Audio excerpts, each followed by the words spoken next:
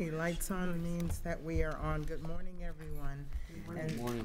Thank you so much for attending our workshop on safety and security. And is Carol? Yeah, she's right there. Carol, okay, I didn't see her over there. We're, first of all, our basic premises is House Bill 7093 and State Bill 7030. So to make sure that we're on the right page with that, it's not fully vetted and everything in the legislature. So we have Carol Green here with us this morning, and she is our legislative lobbyist. She'll be able to tell us firsthand where the bills are, what we need to know about them. And our purpose is basically to look at the bills and to see, for one, where are we in relationship to the things that we may have to do. And as she will tell you, some things may go away, some things may not. And in reading over it myself, I'm first want to say to the district, I'm very proud that we're well ahead of a lot of the things that are already on there. So congratulations to everyone for doing that.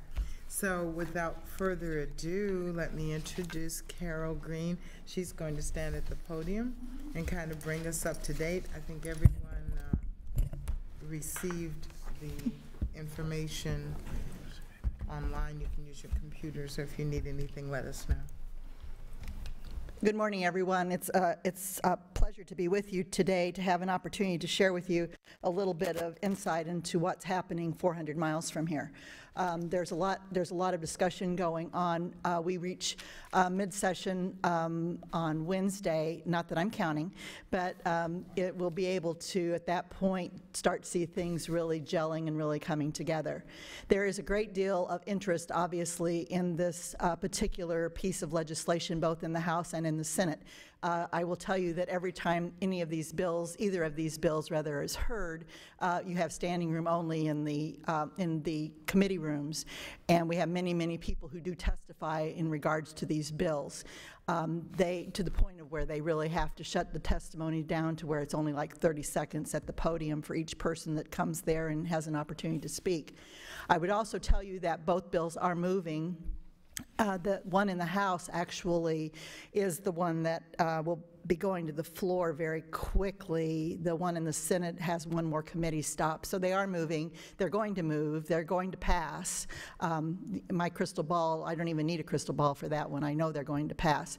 I thought it was interesting, too, per Ms. Gitten's comment, because as I've been following these bills, and Ashley and I both have been following these bills, we note that there's several things there that we really don't have to be quite as concerned about, because we do know that you've been very proactive, rather, in moving forward on a lot of the policy. There is a lot of policy in each of the bills, and again, per the comment that was made earlier this morning, a lot of that you've already taken care of. Unfortunately, instead of talking about all the positive things that are in the bill, everyone only wants to talk about arming teachers, and they're talking about it as if it's a definitive program, as if they are saying that this is telling you you must arm your teachers and that you're going to have all of your teachers, you know, with sidearms walking down the hallways. That is not what the bill says. Either one of the bills, neither of the bills say that. But that's the perception that everyone has. Consequently, that's why there's so much testimony on each of the bills, and that's the only thing that they're really testifying about, is about arming teachers. And all of the testimony is around the fact that people do not want to arm teachers. You also know that when the Marjory Stoneman Douglas event happened on February 14th a year ago, that there was a safety commission that was put together. The safety commission has this as one of their recommendations. It is one of the recommendations that is getting, again, most of the airtime that we see. So the policy that's in the bill, I don't really believe that anybody's having any tremendous hiccup about, other than that one piece. And again, it's permissive. And then the funding is still a huge issue. And of course, that's one of the things that you're going to have to look at regarding your budget too, is how they're going to actually fund this. Currently, we have the Senate about $600 million more money going into this into education in general than we have in the House. So that's going to be a funding issue that will be carried out during budget conference, which has not been set yet.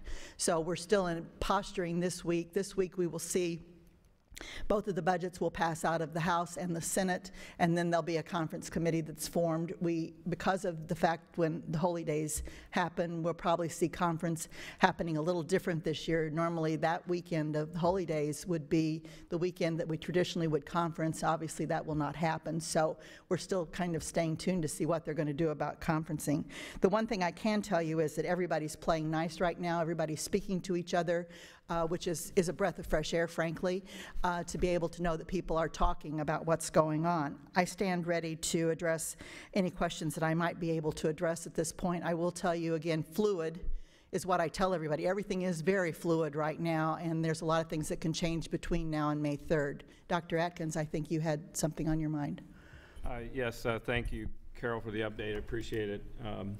My question is relative to appropriations. Last year, I think the district received about $4.5 million in safe school categorical funding. In terms of the status of that appropriation, could you maybe update us? And then the other thing, I know that last year with the Guardian program, there was a number of dollars that were left on the table. And is there any way to access those dollars relative to what we're currently doing within our school district? Excellent question, one that we have talked about briefly before. I will tell you there was a major discussion in that regard just this past week in Tallahassee with members starting to question how do we get access to those dollars. It came up in committee, people started talking about it, and it was shoved aside only because of the fact that we're still in budget negotiations for the coming year. But it is on the table. It is something that people are talking about. As to where that will lead us, I'm not sure, other than I think that probably what my prediction after 20 years of doing this, my prediction is that they may take those dollars and actually roll them into where we're at right now today as we go forward. I know that the Senate is trying very hard in their budget proposal to put an additional amount of money. That's where the extra money is going to be coming from, actually, is the Senate's proposal. And they're trying to do that and also give some latitude with the FEFP to be able to use those dollars, that categorical, those dollars for school hardening and for what you do when it comes to whatever decision that you all come to as far as extra guns on campus. I would tell you that we will continue to watch that. I know it's a discussion we've had before. Do I know where it's going to land? I don't yet. I do know it's being discussed. Yes, Ms. Gittens. In conjunction with that, I noticed that they were talking about giving funds to charter schools and private schools. How does that funding affect the rest of us? I don't know. Okay. I mean, I know they are in the process of making what Senator Montford said a fundamental change in the way that schools are being funded. He made that statement and he is a man who I respect greatly, and someone that the legislature respects greatly. So that is to be determined in the next 32 days because there's a lot of discussion, and it's not all happy discussion. Yes, sir. In terms of the differences between House Bill 7093 and 7030, could you highlight maybe some of what the larger differences would be between the two? There are not a lot of large difference between the two. That's why I'm saying this is going to pass. I mean, they're going to come and they're going to reconcile those differences very quickly because they're very, very few. In the policy pieces of it. Actually, there's very few in any of it because most of it is very permissive, other than the hardening of the schools. Those types of things are not permissive. In fact, you will see that at one point they even talk about the fact that they will, hold on just a second, I can read it to you exactly. In regards to that they will be fining superintendents, school board members, et cetera, if they do not go forward with the conditions of the safe school allocations with the Florida Safe School Assessment Tool. So they're actually putting everybody on notice that that's what you're going to do. That's in the House bill. The House bill The biggest difference that I see is really about the funding piece, the FEFP and the amount of funding that the Senate's putting in versus the amount of funding that the House is putting in. And the House didn't touch the FEFP piece of that either, to be able to determine that you could use that money that way. So there's where you're going to, again, the old rubber hits the road, and that'll be during budget conference. Is there a difference between like the decision-making authority relative to the Guardian program? There may be, actually, but it's still very permissive. And, okay, Rob, thank you. He's going to. The Senate bill creates language that would essentially give some authority to the school board to create and essentially ask or tell the sheriff that we want to create the Guardian program. The House bill does not change the language, and it's still the sheriff's discretion. So that's a significant difference relative to your authority as a board, depending on which version of this gets passed or how they combine the two bills. So that's one of the big differences I see. Go ahead. So I guess my question, you know, I know Carol has a crystal ball that she consults. So, yeah, if you could, do you have a sense in terms of which direction that's going to go, or not at this time? Not at this time. I'm sorry. I wish I did. But, you know, it's because of the fact that the budget is so far off between the two of them, that's going to dictate a lot, and there'll be a lot of, excuse the phrase, horse trading going on. And that will be one of those pieces that will probably be in that situation. The one thing that we keep going back to, though, and during the testimonies that we've been hearing, is that regardless of which way that does end up going, it is permissive.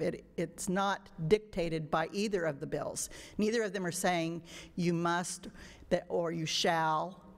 I'm going to use my lawyer speak now, Rob. Okay, you shall, no. Instead, it's really, you know, leaving it in the hands of the folks that are sitting here in this room today, regardless of which way it goes. Yes, ma'am. I'm not entirely clear. We got a summary from Ashley. Right. And it says, provides school districts with greater flexibility to improve school safety by authorizing the transfer of additional categorical funds within the FEFP towards school safety. Well, I don't know what that means. What does that do in terms of funding for other categorical?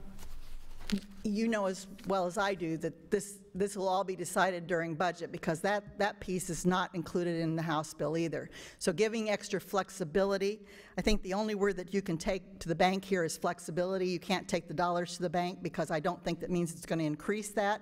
I think it's just going to say that whenever you get your allocation of FEFP, then you make the decision on where it's going to go. That's what it says to me. Okay, so from my understanding, last year they had fully funded the Guardian program. Right. So how does this language impact that, if at all? I don't believe that it does impact that, other than the fact that, again, anytime that I see a word like flexibility, it actually makes me a little nervous, because I think that when it comes to the categorical, you're still going to get categorical. It's just going to say, here's your categorical, now you figure out how you're going to use this for funding those things. Right, that you have to fund. Yeah, that you have to fund. It's the old word that we all hate, but we all hear all the time, is unfunded mandate. And one of my outstanding questions has been the perception that the Guardian program was fully funded, but was it really fully funded to include things like increases in liability insurance, workers' comp insurance, additional staff needed to oversee the Guardian program, additional costs of equipment and ongoing training? So when we say fully funded, what do these two programs really look like in terms of funding when you put them side by side and include everything? Right. And I think that that's an excellent point, because whenever you look at what people were spending the money on, because they are looking at that to see, you see things there that you would not expect to see. And then you see things that are not there that you would expect to see there. So a lot of that money was not spent the way that maybe you or I would say that would be legitimate to spend it that way. You know, they were spending it on guns. They were spending it on, I saw one report that said something about postage. So I think that there was a lot of people that were spending it in ways that were not expected. So consequently, everybody is looking at that very closely this year. Because it was happened, I think the thing that's really remarkable about what happened last year is that when it happened, there was a lot of knee-jerk, which is not unusual whenever it comes to something that is so tragic. To see that happen, everybody wanted to do something to make it right, because it was so wrong. So consequently, I think that this year they are really trying to take a closer look at how things were spent, what was spent, because you have across our state with our 67 counties, you only have a percentage of them that even tapped into utilizing those dollars. And so now they're looking at them going, just how did they spend those dollars? Because they're really wanting to look at that a lot closer. So that is one thing they're looking at this year. We can get lists for you of those types of things, because I can't tell you off the top of my head what they say. And then I guess my last concern is that it seems like a lot of the recommendations coming out of Tallahassee are closely tied to that commission. Yes. Marjorie Stoneman Yes. Commission findings. Yes. And I've heard a lot of criticism that the makeup of that commission was very political. In fact, I have a colleague on a school board who sat on that commission who criticized it heavily, and the recommendations that he made were not included.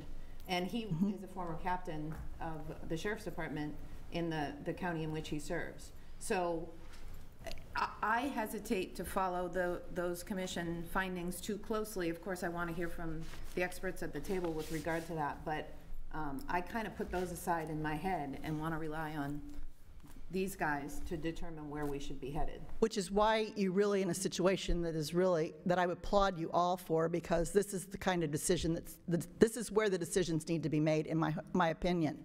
You know, that's a Carol Green opinion. I know, as someone who represents you, I will tell you that I have heard the same concerns throughout the Capitol halls. I have said in the committee meetings, I have listened, and one of the things that you repeatedly hear is, everyone who stands up speaks against this, so why are we doing it?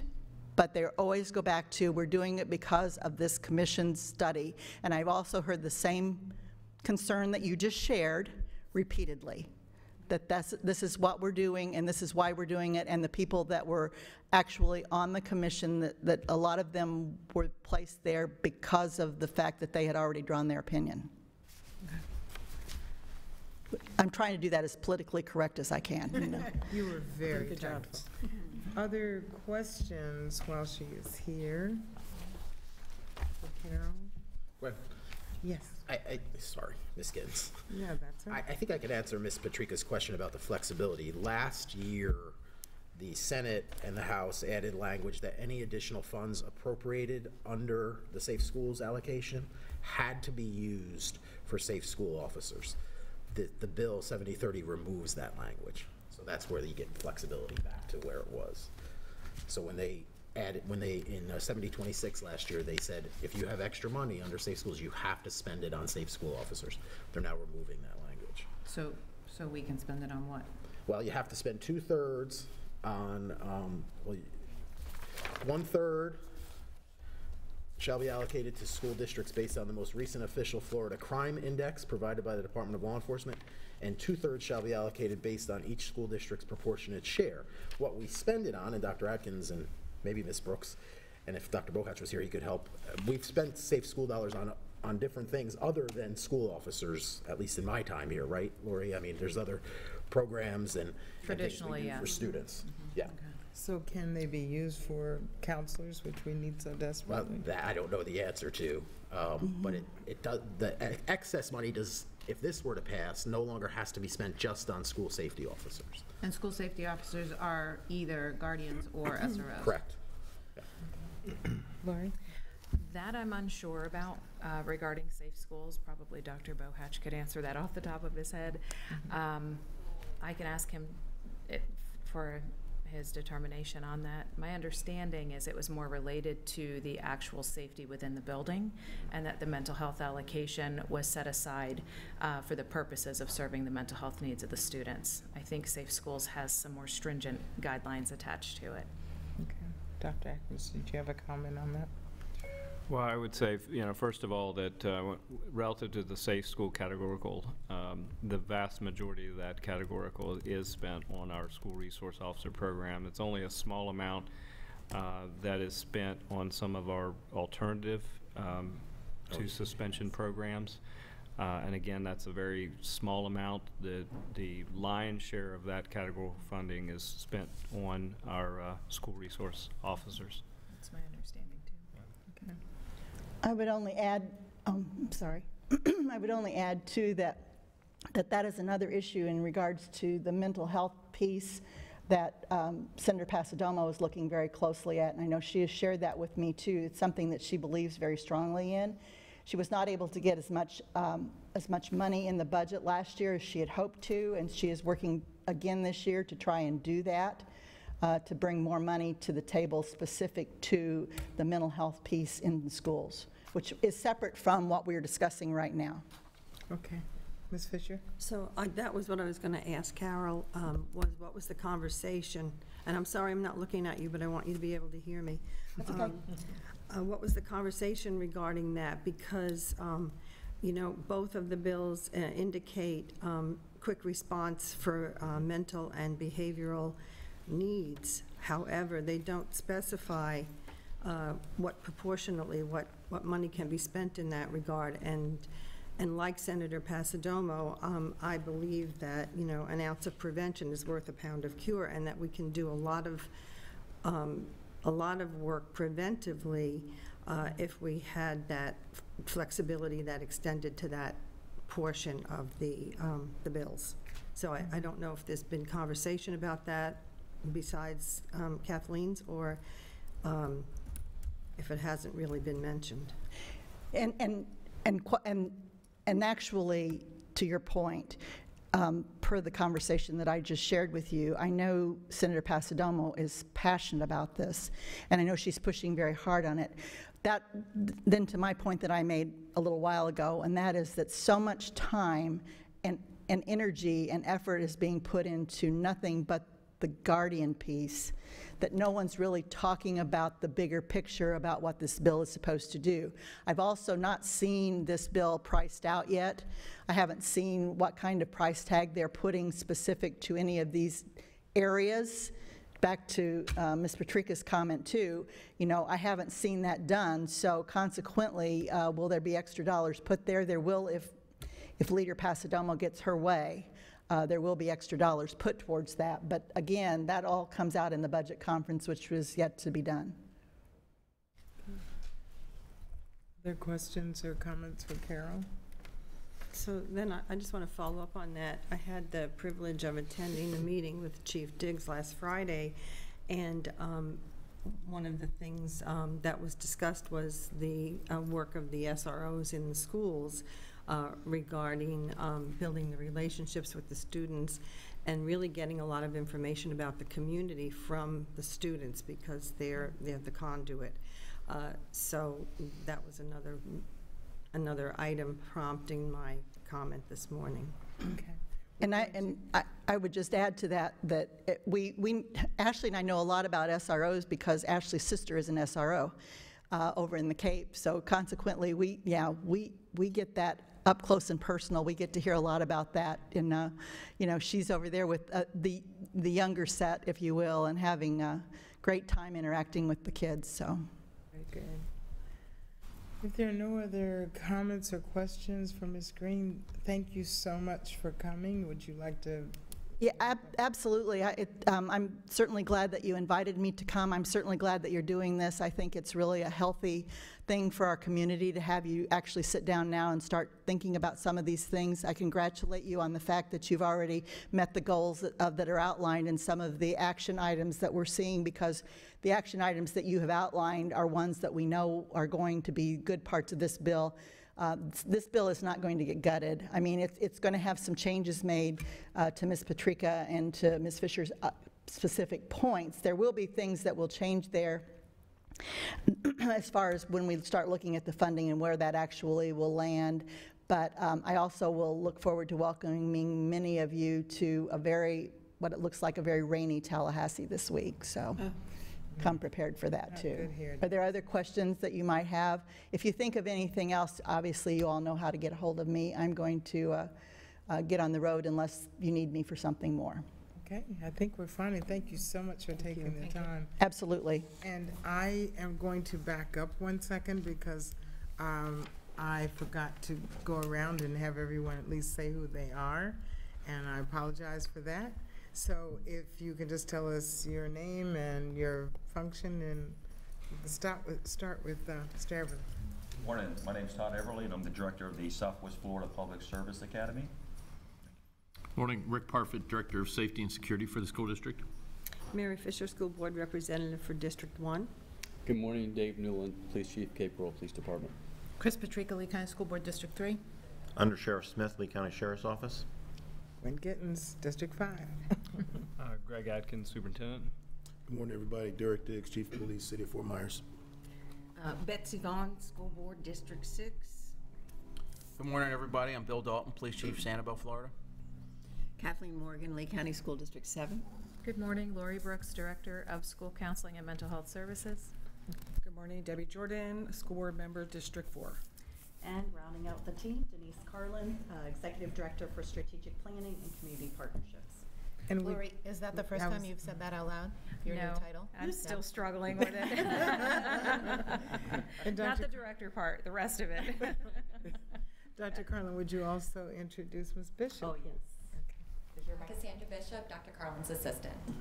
Okay, and what she's going to be doing, I think I sent you all a copy of the action plan, and what we did is to take the basic points of both bills and put them as an action item, and then we can fill in if there's something we need to do, who's going to do it, some type of a timeline or whatever, so that in the end we'll have some next steps as to where we go from here. And next, Mr. Dr. Atkins. Dr. Atkins is going to tell us an update of what's going on with the district and safety and security. Thank you, Madam Chair. I will be brief, and then I'll turn it over to some of the experts in the room who can give you a more comprehensive update. First and foremost, we do have a school resource officer in every school, as you are well aware. I want to say that just a special thank you to our chiefs for being here today, and our undersheriff, because I will tell you that that's one of the things that I continue to hear about as I visit schools from our principals and also our school staffs, is how successful that program has been. The interactions between officers and students that go on daily. This is more than just about security of a building, but it's also about the officers building those relationships, which I think will lead to better community policing in the long term, and a safer community in the long term. So I really want to say thank you to Chief Dalton, Chief Diggs, Chief Newland, our undersheriff Smith, and of course our entire team, because that, I think, has been probably one of the most successful things that we've ever endeavored to do. Secondly, we'll give you an update relative to the hardening of our buildings, and that is something that has been well underway. We're very close to a single point entry. We're very close to having our video surveillance in the front of the buildings updated. We're in the process of continuing to update our cameras, getting rid of the analog systems, moving to digital. And I've heard from our school principals how much that has really helped security within their building, because they're able to really identify students or other concerns in the building with much better accuracy than what we've been able to do in the past. So that is another effort that I think is well underway. And then the last piece of all of this has to do with the mental health, and again, back to the relationship piece, and Lori Brooks can give us an update there. But certainly those dollars from Tallahassee have been very helpful in improving those efforts. So at this time, I'd like to turn it over to Mr. Parfit, who will give you a rundown relative to where we have what we have done since the passage of the Marjory Stoneman Douglas Act, and where we are as a school district. I'm happy to say that we're we've really done a lot to bring the district into compliance, but we'd already, as again, the chair pointed out, we were already doing a lot relative to safety and security even prior to the passage of that act. So, Mr. Parfit, if you could. Yes, absolutely.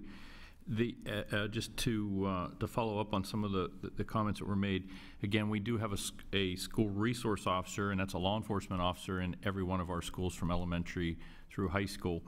And also we've taken the added initiative in about 5 of our high schools that have a 2,000 or more enrollment. We've added a second SRO. That was something that was debated last year during the legislature. It never passed as a requirement, but it was considered a best practice. So we've added, we have 2 SROs in about 5 of our high schools that have over 2,000 enrollment. The hardening is always going to be an ongoing process, the school hardening, because we need to look at our school safety and security as a layered approach, because everything that we do from a safety and security standpoint directly affects other areas and concerns of the school district. We don't, safety and security doesn't do any of this alone. Most of it is tied to other areas of the school district and of course even the community and the community partnerships. So the hardening piece has been ongoing for quite a while. The single point of entry that Dr. Atkins explained basically encloses a campus in a fencing gated kind of a situation, and that's one of the first layers of protection related to the schools. So we're nearly complete with that, and the procedures are that once the late bell rings, the schools should be locked down. Some of those gates obviously can't be for traffic. They have to be allowed, and some of the schools have security that work at those entrances as well. The video entrances have been ongoing. We've had some hiccups with obtaining the product. IT has had some issues because not only did we think it was a good idea, so did everybody else in the country to add these video entrances. And basically it allows us to direct people to one point, the main office. And the concept is that there's basically a doorbell kind of buzzer system. And just to refresh everyone's memory, this system allows a front office personnel to see who's there, to communicate with them, to ask for ID, to get a feel for what their purpose is. So it adds a layer of, again, another layer of protection when we talk about our schools. So if they're not familiar with this individual, what their purpose is, maybe that their behavior is concerning, we can take steps before we allow this individual into the school. The video entrances hopefully will be completed by the end of this school year with all of our schools going.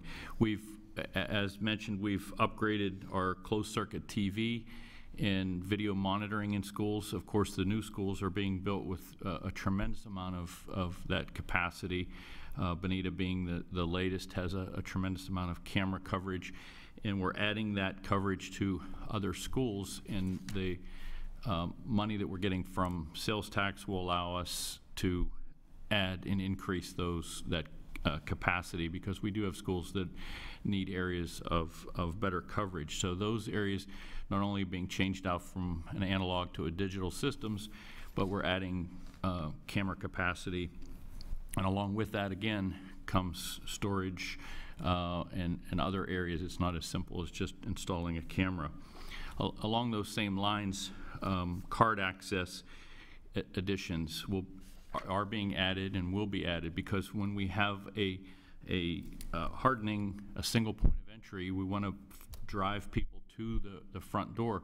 But we know that we have staff, we have teachers that need to get in and out of the building at different points, and this will allow the card access. So if a PE teacher has to leave the building, they can do that and get back in. If maintenance and things like that can access. And so again, moving forward, we're adding that capacity to buildings. And lastly, the Marjorie Stoneman Douglas Public Safety Commission, we're working off of those recommendations. Some of the comments that were made here earlier, there are some questionable things related to the commission as to what their recommendations are. There's some that maybe even have faced some legal challenges. Some of them are going to have to be legislatively handled. So, but we're working off of those recommendations as well. And along those lines, some of the biggest obstacles, of course, are training and mental health updates, because we only have employees so many hours a day. We only have students so many hours a day. So trying to get all of this accomplished in those time periods is going to take some time for us to do that. But those are important parts of the commission that I think that we're moving ahead as well. Mr. Parfit, you might, if you would, also you talked to him a little bit more about the training that we have administered to school staff across the district, and then the other piece is the role of staff within your department that monitors school buildings and compliance with our safety and security protocols. Absolutely. We started the beginning of the school year training threat assessment teams, for example, and we have one more class next week, actually, and we should, at this point, we'll have every team, every school trained. So we will have the training of all those, and we'll start again, of course, next year, adding folks to that. Along the same lines, the mental health training piece is a little more complicated because we're dealing with quite a bit more people. The state mandated some type of mental health first aid training, and Lori's been handling that for the most part, her group, and psychological services. So they've started training their staff as far as trainers, and they're starting to offer that training. Again, that's going to be maybe some time-consuming piece of it, and it's going to take a while to get those folks trained, but that's as well as ongoing. That's the piece I think that's important when we talk about prevention and we talk about what we can do from that standpoint. We need to identify dangerous people before they show up. Once they show up, it's too late, and those are the areas that we can work with from a prevention standpoint that can help us. The mental health first aid and that type of awareness that's going on. As far as safety and security, we did hire 3 zone security managers this school year, and they are on the road most of their day, and they deal with the issues that come up with related to security and safety concerns, of course, at the schools, whether it be physical security or safety, for example, even pedestrian safety, things like that. And they're our first conduit between our SROs and the principals. So they're kind of that liaison, giving the SROs and also the principals kind of a layer in between that they can get answers to certain questions. I have a question on that. Not a question as much as a comment. Sir, I don't remember your name in the black shirt. Staff Officer Griffith. Staff Officer Griffith. So I've been to 2 of your I've been to 2 of your Run, Hide, Fight trainings, and they're outstanding. You can't leave one of your trainings without understanding the seriousness of the security issues that we face in our schools. And at home around my dinner table, at least once a month, we discuss scenarios with our children. So we talk about what would you do if if the shooter were on the other side of campus. We go through different scenarios, and there's a lighthearted feel to it at the table, but we always end with, this is really serious, this could happen, so you need to be thinking about what you would do. So I'm wondering what we're doing in terms of parent education to make sure that this training that our kids are getting in the schools is being discussed at home, so that we don't forget about it, because it's been over a year and we tend to forget about these things. So I wonder about the parent education piece. The other thing is, I have been to an active shooter training on a campus, and that was hardcore. Like, I don't know how our staff can walk away from that without having a very clear understanding of how serious this situation is. And Mr. Parfit, what you just talked about with the 3 zone managers, I've had some concerns about the centralized reporting of our security staff in our schools and making sure that it truly is a professional security position as opposed to like a utility player at a school who just happens to be wearing a yellow shirt. Does that make sense? Yes. And so I just want to make sure we're thinking about that and perhaps headed in that direction. And along those lines, we're also scheduling, we did it about 2 years ago. They initially started training school security specialists, and we are going to reinstitute that. We're starting that, and we should have about 30, 35 of those folks trained in June, and another 30 or 35 trained in August of about 130 security specialists in our schools. So if a new initiative comes down with regard to school security officers that are employed by the district, do you have the ability to direct those employees in the buildings, or would it have to go through the principals? Currently they work for the principals. They report to the principals, yes. But my zone security managers are there should they have issues that they can relate to that. And I think they would be in a good position to be that layer of supervision if we go that way.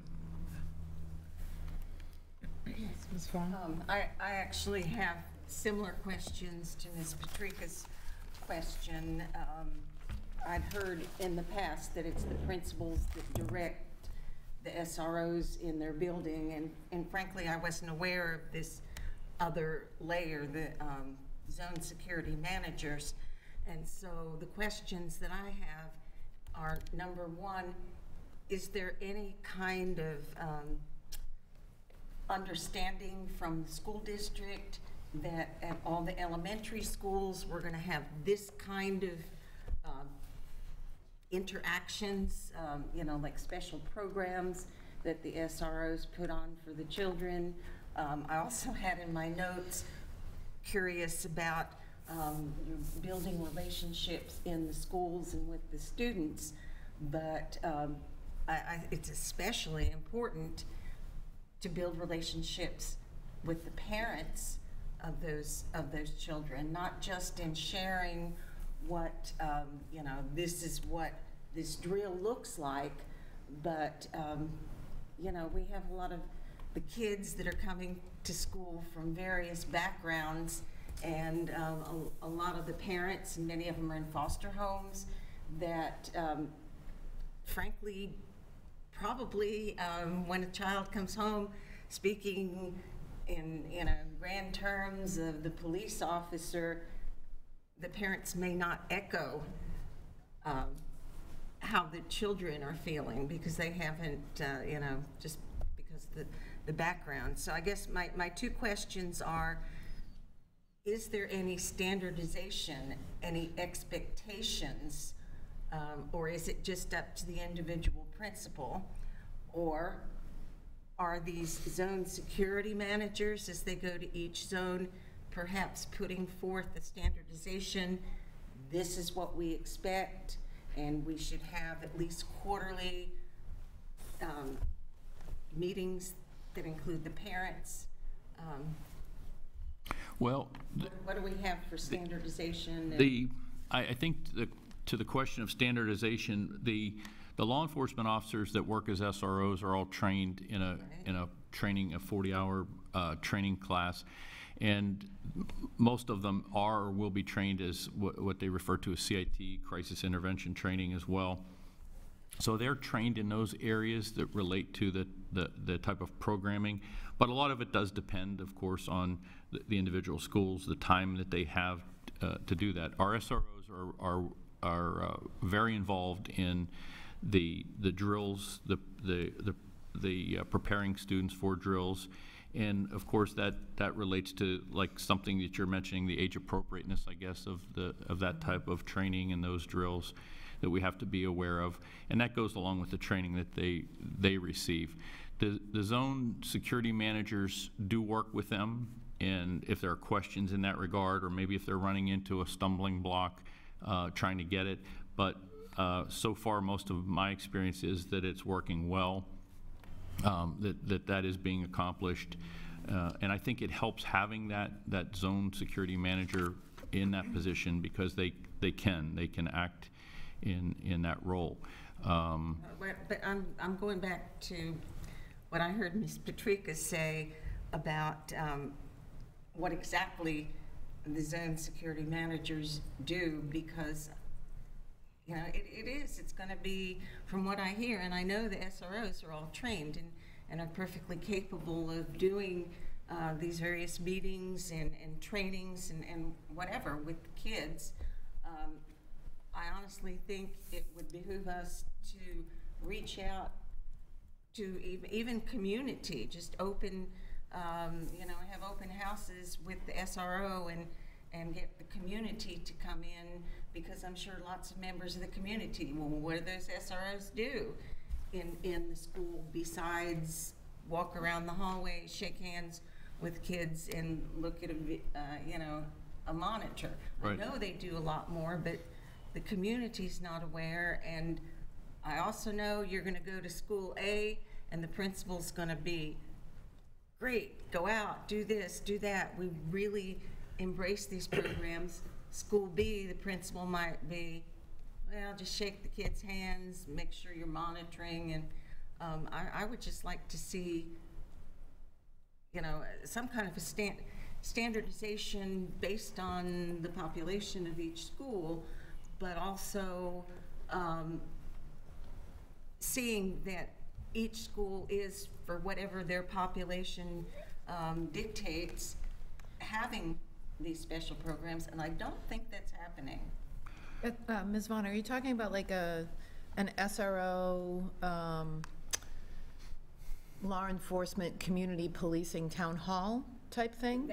Where the officers get out into the community and interact with the community on like a quarterly basis so that the community knows what they do? School, like the school sponsors a town hall, and it may be several schools together, because I really think that there are a lot of parents that really don't understand the role of the SRO, and I'm sure there are lots of community members that don't understand the role. But also what I'm saying is the SROs, I'm sure there are lots of schools where they get into the classrooms and actually present mini lessons, and other schools where that just doesn't happen. Mm-hmm. I would suspect that as well. And I think, again, a lot of it has to do with, like you mentioned, the size of the school. They have to work with the principal, the time that they have available. I would like to see those kind of days where you had those kind of assemblies and whatnot, that they did that, and some do. I'm not saying they all do, and we don't have a protocol that says that we have to do that every so often, because a lot of it depends on the classroom schedules as well. I think what they typically do is build that into the learning part of it when they start on those lessons that deal with safety, that deal with areas where they can utilize the SROs in that capacity. Can we maybe ask our guests from law enforcement, what is the training for the SROs when they go out to the schools? Does it include telling them to, you know, to get into classes and to do these things, and then is that a collaboration with the individual schools, or is that something they're told, this is what you do? And I don't know if any of you have any. For all of our SROs, as Mr. Parfit said, goes through training to be certified as an SRO. On Fort Myers Police Department, our SROs are considered community policing officers. And what I mean by that is that the school campus, the kids and administrators, they're all looked upon as a neighborhood. And that's the base of their neighborhood. So they're in the schools, they're on the campus, they're in the neighborhoods around the schools, and they're doing the same thing that our community policing officers do in the neighborhoods. They engage the students. They you know, work with the students. They get to know who the students are, because the number one way to stop a serious incident from occurring at a school is to know the people around there. They know the kids when they're having a bad day. They engage with the kids. And some of our SROs do offer programs and try to do certain things in the school as far as certain assignments and things like that, and come up with various intervention methods and stuff. So it's not just one thing those SROs do. They do quite a few different things in there. Look at traffic situations, look at the parking, so on and so forth.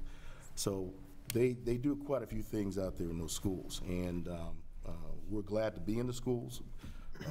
All my officers who are SROs in schools in the city of Fort Myers, they all volunteered. Matter of fact, there's a few that like to get in that unfortunately they can't get assigned there. It's a choice assignment, and they all are doing a very, very good job. So it's not just one thing they do. They're not just security officers. You won't just see them sitting at the desk. They do a variety of things.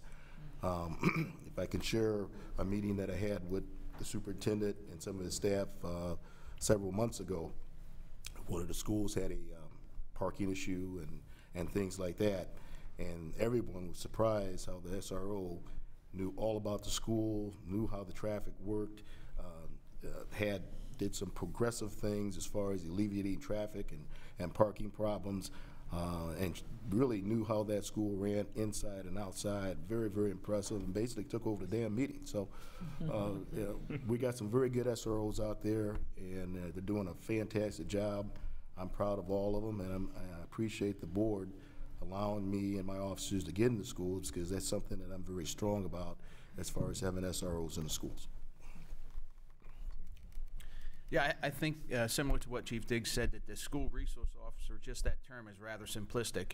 Our officers, or the school resource officer we have, is very involved with the school, very involved with the parents, the community, does a lot of after-hours activities with the school, and actually even go on trips and various things that take place in our school. So I'm fortunate they don't have as many challenges as my colleagues do, but I do think that there's much more that the school resource officers do than just the 8 to 4 hours at the school. And I'm sure that all the school resource officers countywide are that way. As Chief Diggs had said, it's a voluntary assignment, but the folks who volunteer for that, they understand that it's much more than just the 8 to 4 hours, and they're committed to what they do, and they're true professionals. So, either of you want to make a comment? Oh, yeah. Yeah, as has been said, is the school resource officers, I think it's a little bit, I think each school is a little different too. You work with the staff, the principal, based on what they're looking for in each school. You look at the age of the children you're working with, but they are, again, as has been said already, they're a mentor towards the kids. And that's so important, you can't put a value on that. And besides that, the kids the SROs work with the kids even after school. There's programs or events afterwards that they commit to. And this is not just, like it was mentioned before, it's not just the school hour dedication, it's beyond that. It's afterwards, all the events they have afterwards as well, and they establish relationships with the kids, and they get to know the kids as they're going through from elementary to high school. So beyond each individual elementary, middle, and high school, there are certain programs they work with the kids on, talk about, educate the kids as well, look for things. There's specific maybe issues, as mentioned before, maybe traffic issue may come up at a school, drop-off, pickup points, they help out as well with. So every SRO has a different thing that at each school they may offer or do at a school. But again, it's been a great program, as mentioned as well. We had a lot of officers in waiting wanting to get into this program. We couldn't accept everybody, but everybody that's there wants to be there.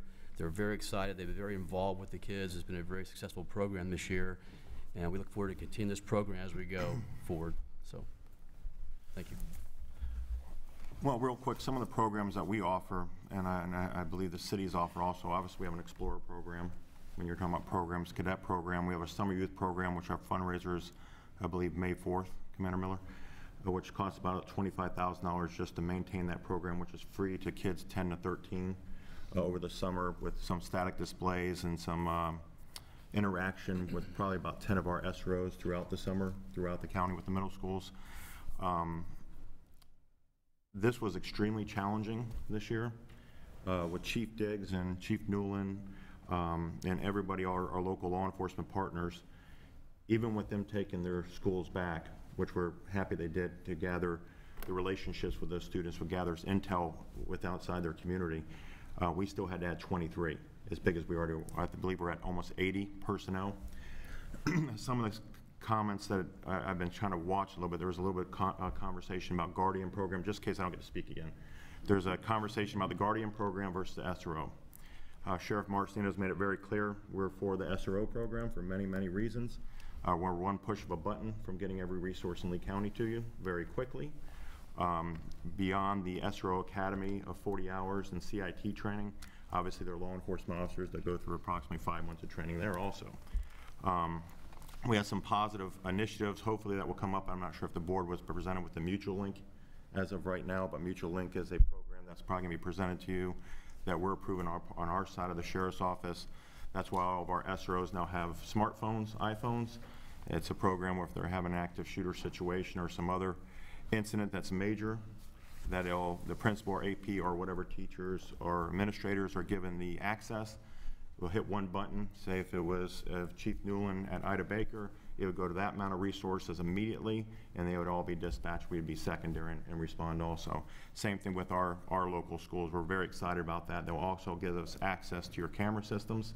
So responding, if we had an active shooter, unfortunately, we'd have access to your entire camera system for our responding officers and, of course, our SWAT team. I'll leave it at that, but thank you. As it comes back to Guardian program, I got a lot more to say. Okay. There you go. Yes. Yes. Chief Newland, you prompted a question on my part. So how does an elementary school hand off a class to a middle school? How does a middle school hand off a class to a high school in terms of, you know, the background on some of the kids? Also, how do you, within the community, have opportunities for your officers to collaborate about what you're doing in the schools? I mean, my sense so far is that right now for SROs, it's really a silo, a school, you know, a population. So I'm curious about how you collaborate and communicate beyond that immediate responsibility. Well, I think beyond that, to answer your first question, talking about the kids going from elementary to middle to high school, and I think your question was, how's information get exchanged amongst the SROs? All our SROs meet weekly. Okay. They all discuss anything each school. We have school supervisors that are over the SROs. We have the sergeants, we have lieutenants and captains are all part of that program. When we went into the SRO program this past year, they started a new bureau called Community Services Bureau. And part of that bureau is not only just explorers or SROs, but it's community policing. It's all in one bureau. So when they meet, they talk about information constantly. They're exchanging information if they're dealing with a certain specific issue or problem, and it's brought to the chain of command as a discussion. We're all aware of it. Also, we maintain that communication with the schools as well, too. So if there is elementary going to a certain person going to middle school, the school resource officer that would be involved would be affected by that, would communicate that information. I think the other part is we make a point, not only the SROs being in the schools, but we make a point as staff to visit each school, to go to the schools, talk to staff, meet with parents. We do community policing events. We try to go to after-school activities. Again, not just school resource officers, but meet the parents, you know, answer questions, anything we can possibly do to get out into the public to help answer questions. We are developing other programs we want to help offer free to the parents. One recently has come up recently that we're developing, that we're offering to parents to help talk about certain type of issues with opioid abuse and things going on in the schools, educate the parents what to look for, maybe with children, what things that they might want to see, be aware of, that they might not realize might be educated on. We want to offer these programs for free. They can come to the department, and we're going to offer classes, whoever's willing to come. It could be not just parents, anybody in the community. So I think a big part of it is using the app, also reaching out through social media as well. Talking about some of the programs we're doing. If we do a town hall meeting, we'll put the topics on there, what we want to talk about. But I think I agree, it's very important to get out to the public as much as possible to talk about the information that we are doing, things we're working on, kind of help bring that wall down. If I can add something operationally, there's so much that some people don't see and some that we don't even get provided funding for. Half our supervisors are not funded. Our CID levels are not funded, or at least one of them. We chose, because of Sheriff Marcino and prior Sheriff Scott, to do that because one of the Sheriff Marcino's top priorities is safe schools. Canine that we have in our schools. An example is we have an incident at a high school, a middle school, and an elementary school in all one day. We have 3 sergeants, fortunately, Waits, Perez, and Quapo, that all worked criminal investigations before. So we work as a team where even though one's busy here, they go to other aspects. There's just so much, and I'm sure both chiefs can say there's so much more that we do. And the answer is that you want to know what the SRO is there for? To keep the students safe. That's our #1 priority. Yes, we want to build those mentorships. Yes, we want to have that interaction with the students, but our #1 priority is to keep our kids safe. That's what they're there for. There's so much more that goes with the program. I was part of it for approximately 5 years. I appreciate Dr. Atkins always answering his phone when I have a question or an incident takes place. He's always there for us, and we look forward to the continuing relationship. You had a question, then I have one. Yeah, I just have a couple things. First of all, I really appreciate the SRO program. I mean, it's been around forever and a day. My kids still, it's a long-lasting relationship because Kevin Anderson, who's now the city council, used to be one at Fort Myers High. So they have that relationship that grows. You just don't get rid of them. You know, it's like a relative. They become part of you. So I do really appreciate what they do. And I am at the schools, the elementary schools, because of my grandchildren, and I do see them. They are very proactive. They're in the hallways. They're out front greeting the parents, the children as they come in. So they are everywhere. Second, my question is, Mr. Prophet, you said some of the schools have 2 resource officers. So now the new safety attendants that we are receiving, 11 of them, would there possibly then be a 3rd one in those higher counted schools? Well, the school resource officers are the law enforcement, and the 5 high schools that have over 2,000, Right. it's just because of the size that they're dealing with, that a school resource officer is dealing with, that we have 2 at those locations. The security folks that were hired would add to the existing security specialists, yes. Okay. They would add to that. I'm sorry, Dr. Atkins. Well, I would just say that what we did relative to those positions, remember, we started out with the high school principals made that request of me, and what we did was we actually worked with every high school individually to see what they specifically needed to meet that need that was over and above what they had existing on their staff relative to safety, security specialists, and SROs. Yeah, so we're looking at Cypress Lake High School. I believe it's going to be close to 2,000 student population. Commander Miller advised me, so we have to look at possibly doing that regardless if the funding's there or not. We always go forth, but I can assure you it's going to happen regardless of how it takes place. Also, one of the East Zone high schools appears that it might get close to 3,000. There will be another one. Our talks are if every 1,000 we're trying to get another SRO.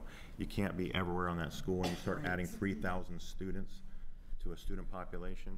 Like I said, the sheriff and I and our complete command staff, it's going to happen one way or another. Our plan is for every 1,000, if that's what you're asking. Right, Yep. no, thank you. That's what we're And then my other, and I know this is all new, the single entrance, but what I found as I'm taking grandkids to school and visiting, I've seen where the children, especially at the elementary level, they have no idea that they're supposed to push the button to get in. And a lot of times parents pull up, drop a child, and continue forward. So now you have a child outside standing there who they have no idea that they're supposed to push a button for the door to open because they can't get in. So they need to be trained that this is the new system and we are now having to push a button to get in if they're late. We have heard that. Also, our principals also have requested that we develop a common set of guidelines and protocols. So I've asked Mr. Parfit to put that together, and with this would include signage for the front of the building. So signage for the front of the building relative to that video system, and also standard procedures for the operation of that, so that every school would be operating using the same guidelines. No, and I know some of them do have the signage out there already. However, when the parents still continue forward, that child may not be able to read that level. Right. So they're still standing outside waiting to see who's going to let them in. So I just think that the schools need to share that information with the children, because a lot of times the children are the ones who are telling the parents what has taken place. And as far as getting the information disseminated to the community, we can also, why don't we just add that to our vaping townhouses, just as a little segue, just a thought process there. And I have one question. You mentioned about the SROs attend meetings once a week, a collaborative meeting. Do our, at least our 3 safety specialists, do they attend any of those meetings? Is there any collaboration there, or? We meet with the sergeants, lieutenants, the school resource supervisors on a regular basis. Okay. So the zone managers do, yes. So if there's information that your group, the SROs, come back with, then it's Absolutely. passed on to Yes. them? Okay. Yes, and then we need to, So one of the issues that I think faces us as a public education and governing board is mission creep, right? We are asked to do so many things that are outside the realm of education, and to me, law enforcement is one of those things. So I'm hearing some discussion about collaboration, and I think that's great, but I think the bottom line is that the SROs in our schools report directly to their chiefs, and they are not our employees. They are law enforcement professionals. And that's kind of why I wanted to have this meeting today, because I wanted to hear from the law enforcement experts in our area. What is the difference between Guardian training versus SRO training? What is your opinion as chiefs as to whether we should have a Guardian program in our schools or we should have an SRO program in our schools? What is your opinion as chiefs as to whether teachers should be armed? Because as I look at our board and our governing team, I don't see any law enforcement experts. And I think it's incumbent upon us to rely heavily on you as we make these determinations going forward. And also, most of us are leaving to go to Tallahassee tomorrow. So when the discussion is through, I'd like us to be able to reach some kind of a consensus as a board as to how we're going to talk to our legislators in the upcoming week about where we stand on these issues based on the feedback from law enforcement professionals. Am I making sense? Yes. Mr. Everly? If you want me to answer the one question in reference to the training aspect. Currently, in the state of Florida, the basic recruit law enforcement class is 770 hours, roughly 5.5 months. The way the bill is currently written, the Guardian program is 132 hours. Is the way it is, and it's very vague. I know that there's going to be some discussion to require now Florida Department of Law Enforcement, the Criminal Justice Standards Training Commission that I'm on the board with, to actually simplify and do a statewide training, because right now they do require certain things, and part of that is the same as what our basic recruits do, which is 80 hours of firearms training. It's the same curriculum. On top of that, they did 16 hours of precision pistol, 8 hours of discretionary shooting, 8 hours of active shooter, 8 hours of defensive tactics, and then 12 hours of legal issues, and then the final is a nationally recognized diversity training program. That's what's built into the current bill as passed of last year. If we were to do anything different, we have some recommendations. It would be the same as the chiefs and sheriffs of the agencies that I work with daily, and me and Rick has also spoke about it. There are some additional things that really need to be in there too, to round somebody, to make them better. But to answer your question, there is a lot missing from a Guardian trained and a law enforcement officer trained as it comes to training itself. On that stuff. I do see in the bill that in our next commission meeting is in May 1st. This will be one of many topics that are after all the legislation is through and everything like that, is that FDLE will be required to come up with a simplified version for those counties that use a Guardian program. So everyone is doing the training the same, because you have to come to one of the 40 commissioned schools, and we are one of those 40. Okay. Go ahead. I haven't spoke with the sheriff about arming teachers, so I'll give you my opinion. Don't hold them to this. The only thing that concerns me is the amount of incidents that we will work, and me and Commander Miller were going over this, and when I was in youth services as the captain at the time, is when you have a teacher gets a phone stolen or something of personal property from their purse or whatever it may be. It does concern me that the phone turns into a gun. There's something else that they had that's personal property turns into a gun that was stolen. So we do incidents like that, so that does concern me. In reference to the principal, yes, the SRO works for us as a sheriff's office, but as the sheriff always says, a happy principal, happy sheriff. So they're going to have a good relationship with that principal, I can assure you. And you know, they're not going to take complete direction. If they feel there's a safety issue over here based on their training, they're going to go there. But their job is to work with that administration. They have to work with that administration. So, and then in reference to Guardian, there's so many other resources, you know, that are questions that I would have with Guardian, and, you know, arrest, civil citation, CID, you know, aviation, whatever. What is CID? I'm sorry, Criminal Investigations Division. So our Criminal Investigations Division currently works everything except within the schools a sex crime or a homicide. They're all trained to work robberies, they're all burglaries, grand thefts, so on and so forth. Then our other divisions will step in that are specialized in that. Thank God we don't get a ton of those, but they would step in to work those type crimes. So I don't know even how the Guardian would even react to that. There's so many resources that are on here that don't really apply to Guardian, that you're going to still have to utilize our resources if you went that direction, just to give you a question that always comes up as well, just before you speak. There was a part that said at one point that the Guardian in the school should not be a classroom teacher per se. I remember reading something like that. And so the question arises then, who, is it an SRO? Is it a security person? Who is it? You see what I'm saying? So if they're saying not an actual teacher, I didn't get that. The current law does not allow an actual classroom teacher. Right. The legislation that's being proposed may. Is to allow them. Yes. Okay.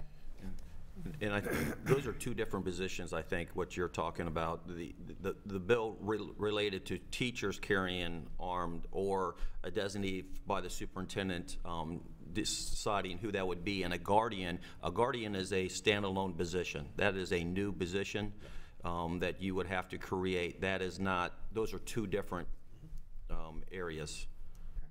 Yeah, and we put so much, we put so much effort between Chief Newland, Chief Diggs, Chief Dalton. It was quite, when Senate Bill 7026 came down, every agency removing resources from other entities to fill into our schools, which every chief and sheriff was going to do, or you're violating the law. And we wanted to keep our kids safe, obviously, and we're all heading in that direction. And we're very happy that the chief stepped up to assist us and get their schools back within their community, which we always agreed upon. But again, it was 23 to us. So the programs that we have in place right now are phenomenal. We have a fantastic working relationship with the cities. I would just hate to see it go back. I say it's going backwards, to be honest with you.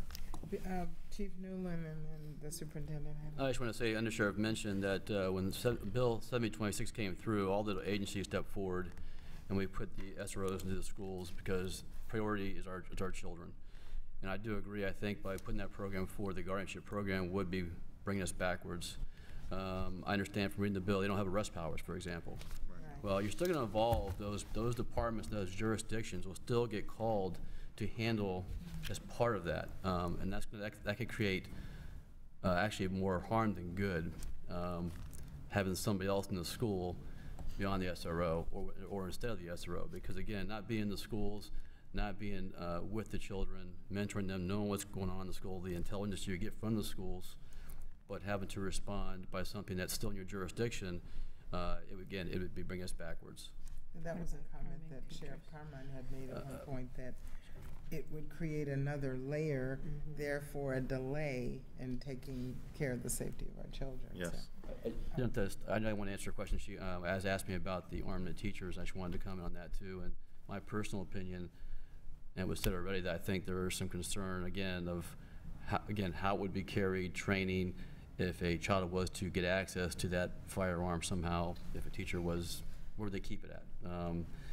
The liability to everything. I am opposed to that. Is there concern too about, with guardians and with teachers about good guys being shot in a active shooter situation? Like, I've heard that scenario and I'm not sure how that plays out. Like, how would you as a police officer identify an appropriately armed teacher or guardian? Well, then again, that brings up another issue. Not knowing who's, you said the good guy or vice versa, not knowing who's who, that would create another issue. And again, it goes down to, as much as we train, as Todd Everly mentioned, versus the guardianship program, which is still, I know it's kind of vague, there's still talk about the train, not only at the beginning of an officer getting hired, but the ongoing training every year that we go through. Hundreds of hours every year that we go through. We have to keep that updated based on the trends we're dealing with, active shooter, that's going to be a difference as well. My big concern with that was the SRO was going to know the administration and the teachers on that campus. The responding officers may not, and people move throughout districts all the time. And I would hate to see a teacher point a gun at a law enforcement officer. They don't know who that active shooter or that person in that incident is. So it would cause some issues. It could, if they don't have the proper training. And I think Chief Diggs had a comment. Yeah, I echo everything that my fellow chiefs have said, but folks got to remember something. And, Todd talks about the training and everything else and stuff, but, when you have these crisis situations, it's not like on TV. You have to remember that when chaos go out in some of these, in a particular situation,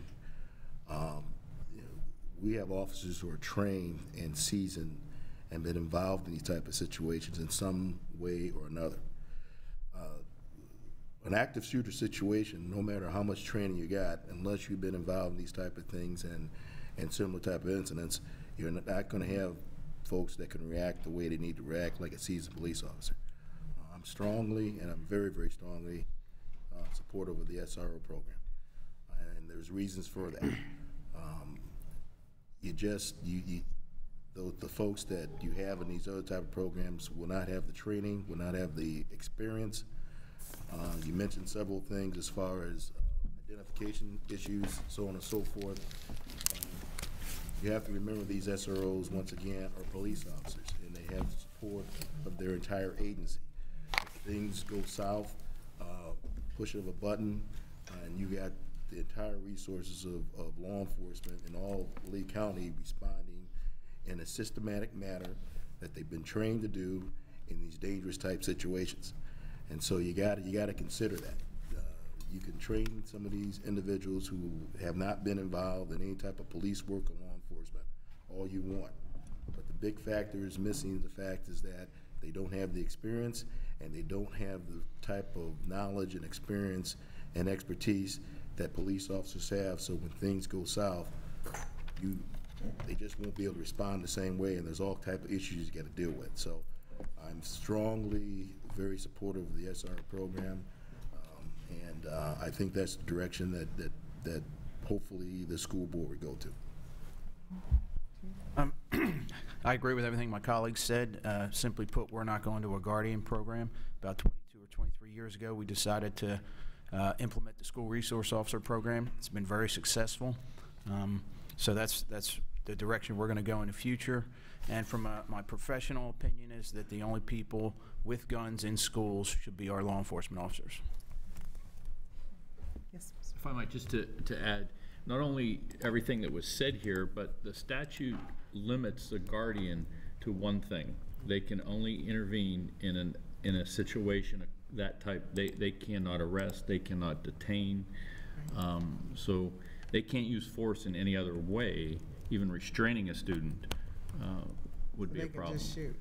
That's it, unfortunately. Yeah, it's a deadly force, situation, the way it is currently written.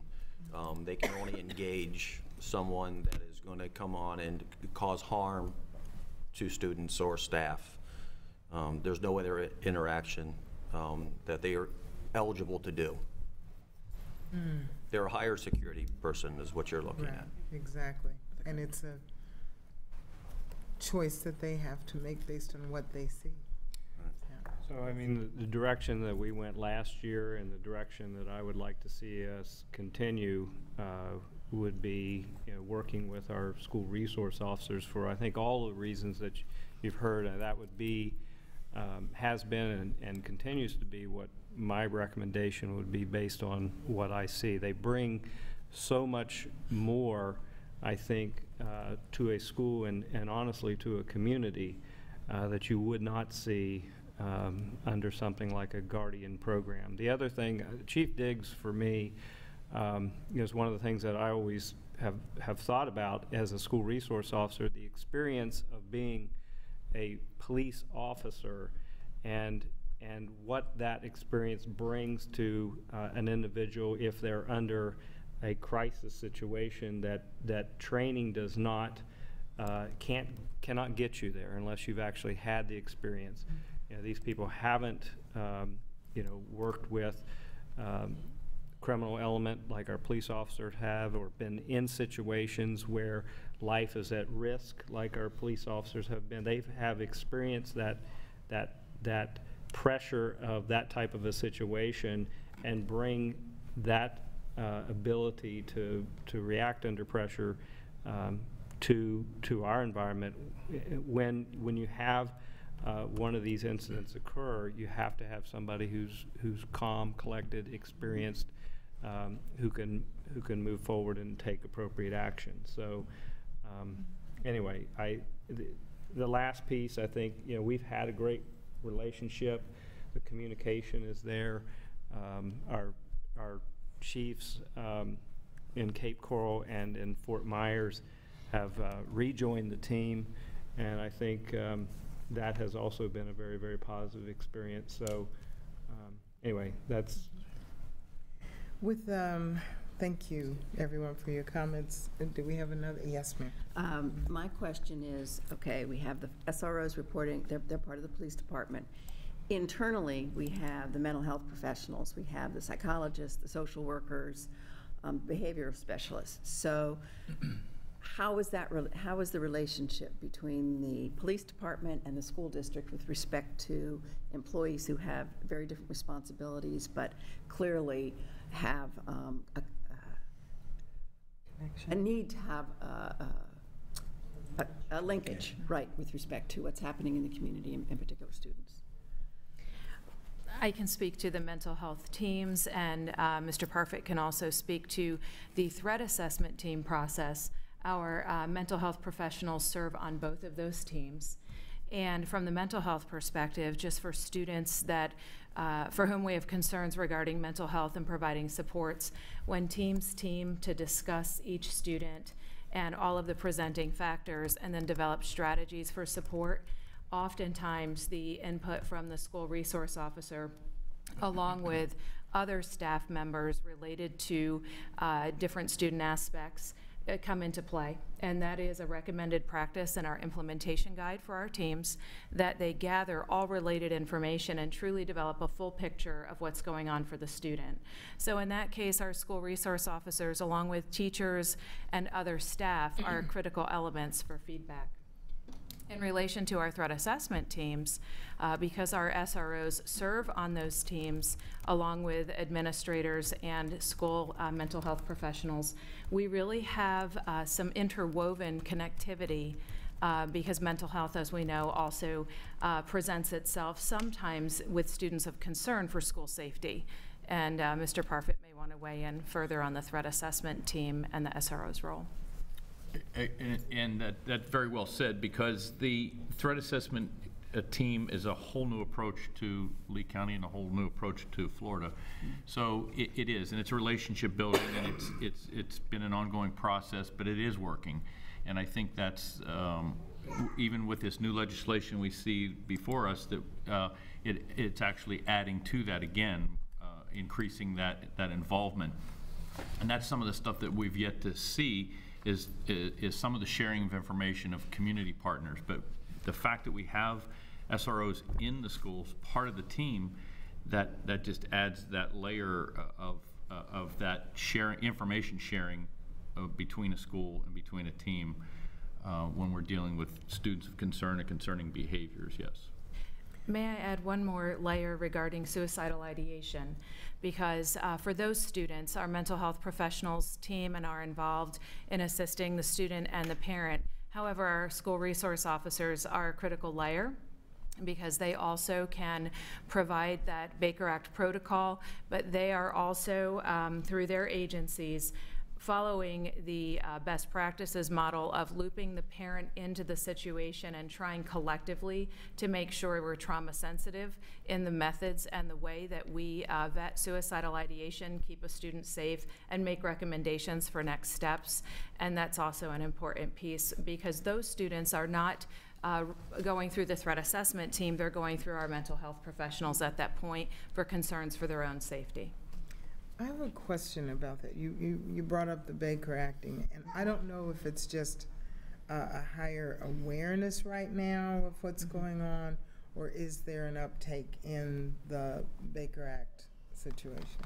We've actually seen a decrease in the number of Baker Acts, and I don't have data to tie it to this. However, just anecdotally speaking, we do think that it's attributed to two factors. One is the additional teaming in the schools, and second, it's also the fact that our school resource officers are with our mental health professionals are involving the parent and collectively talking about the needs of the child and connecting parents to resources when possible outside of actually Baker Acting a student. And so I think we're seeing some impact on the prevention piece and early intervention through the additional resources in the schools and attention to mental health, and then also our increased communication and collaboration between the school-based employees, the district, the school resource officers, in how we're actually handling the students that may be in crisis mode. Okay.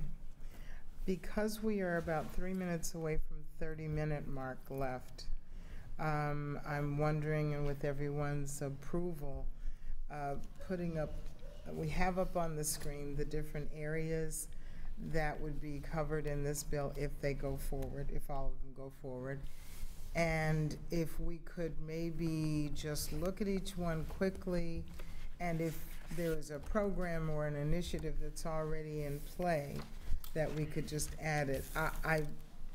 I'm really amazed and thrilled to be a part of such a good team, because a lot of this, as you read through it, is already being done.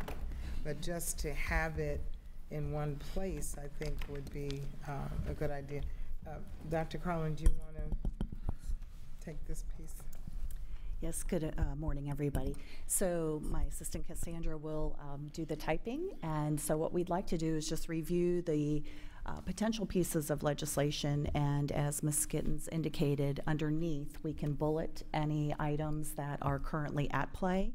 We may make a decision as a team. That's not something we're going to address right now.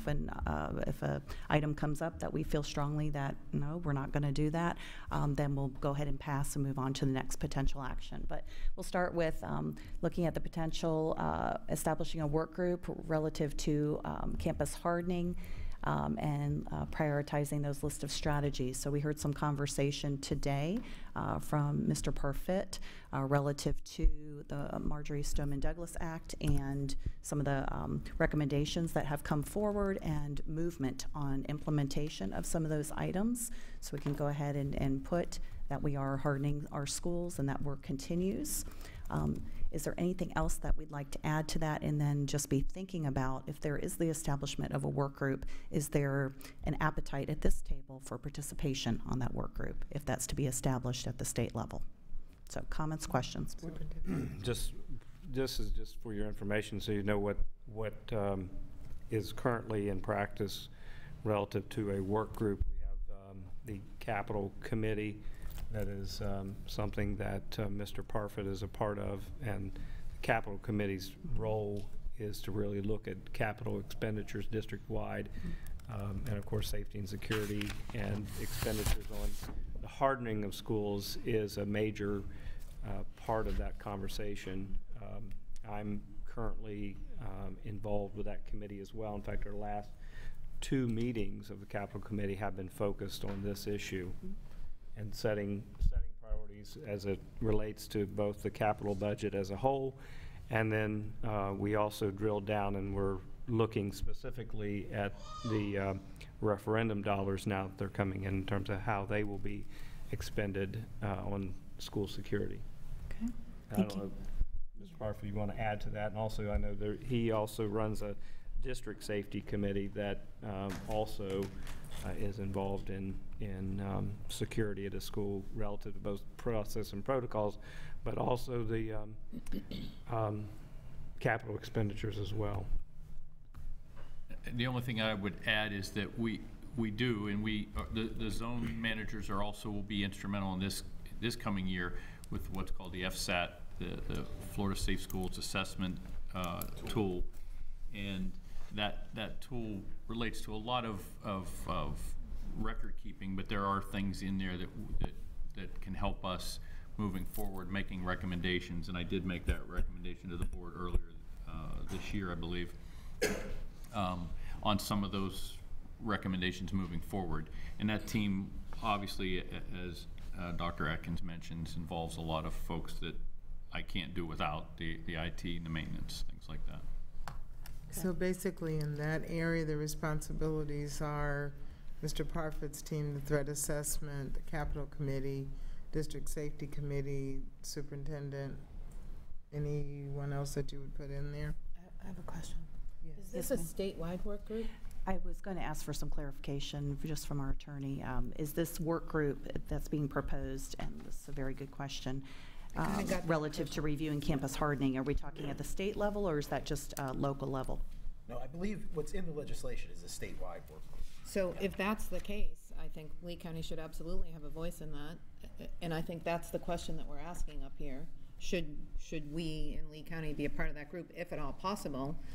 Because obviously our campuses are going to be significantly different from campuses across the state. Look at Leon County, for example, right in Tallahassee's, right there where Tallahassee is, the schools are beautiful. They have wrought iron fences surrounding their schools, and they're absolutely gorgeous. That, of course, isn't a safety and security thing, but I think we need representation if we can get it. Is that what this question's asking? Yes. So the work group is part of the Office of Safe Schools, if it's created, with DOE. And So- does it indicate that there would be, excuse me, Ms. Gittens, I'm sorry, does it indicate that there would be opportunity for districts to be part of, or would we need to wait for technical assistance on that should this pass? Well, we're going to have to provide this statewide work group with information about our school hardening, so, because they have to report it to the legislature. Okay, so it's a partnership opportunity, but we would be making those decisions locally and then feeding that up into a larger work group? Correct. Okay, thank you. Mr. Parfit? I can tell you that the Office of Safe Schools has already started that initiative even without the legislation passing. So as each district had to identify someone as the safety specialist, I think is the title. So there are 67 of us in the state, and they've already initiated that work group already. Okay. And we've So already this work is started. in progress? Yes. All right. Okay. Let Cassie catch up here. All right. So we will scroll to the next area. It looks like responsible party, just Ms. Bishop would be the school district in partnership with law enforcement.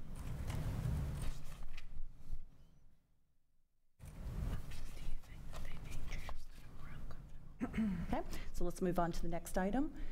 Prioritizing the use of school security risk assessment tool. So I think we've talked a little bit about this. Do you want to speak to that, Mr. Parfit, real quickly, so we can bullet this item? Yes, that's the FSAT, and we met with a group earlier this year, or late last year, on revising that, but because the tool is kind of cumbersome, we do it for every school, and as I mentioned, a lot of the information we provide, we have to keep annually putting in, and it's things like utilities and whatnot that don't change that often. but that tool is hopefully going to change, but it's going to allow us to add what changes we've made related to security. Okay, so the FSAT would be our... FSAT is okay. undergoing. And that is a some- district responsibility? Yes, every school district. All right, so let's move on to the next one, Ms. Bishop. All right, next item talks about expanding personnel who may serve as the school district's school safety specialist to include law enforcement officers employed with the sheriff's department. Want to talk a little bit about that? And Mr. Dodig, any additional information that we have? Mr. Parfit, in the current law, what they're doing is they're, in the legislation, which is not law yet, expanding the ability of that person to actually be a law enforcement officer. Okay, so that's currently taken care of through Mr. Parfit's position? Correct. Okay. But it's not requiring a law enforcement Correct. officer, it's just Discretion of the telling superintendent. us we could do what we Correct. perhaps knew we already Because I could think do. there were some districts that had trouble, smaller districts, figuring out who that person Okay, could be. gotcha. So that's already in progress. So we are good to go on that one. And item 4, expanding school district options and eligibility for participation in the Guardian program. I think we had some conversation about that pretty strongly as we spoke with all of our chiefs and our undersheriff in terms of their support or non-support of that particular program at this time. And I will emphasize the support of SROs at this point.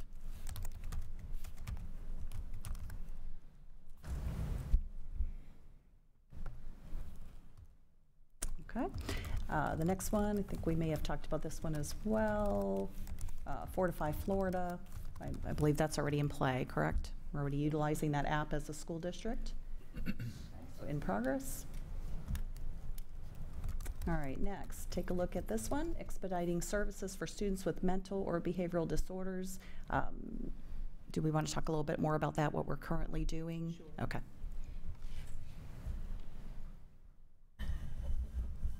Through our mental health allocation and through a memorandum of understanding with Salus Care, we do have expedited referral pathways for students that may be a student of concern in front of the school threat assessment team.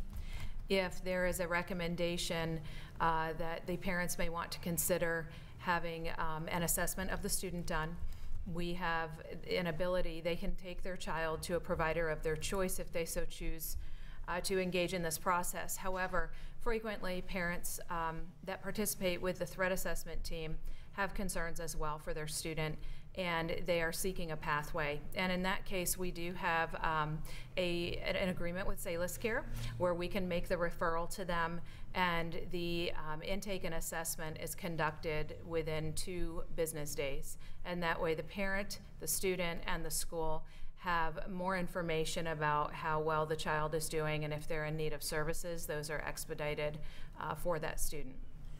So we also have, outside of students of concern that may come up through a threat assessment team, for our students that have generalized mental health concerns, we have our school-based mental health teams that convene to discuss all of the presenting factors for that student.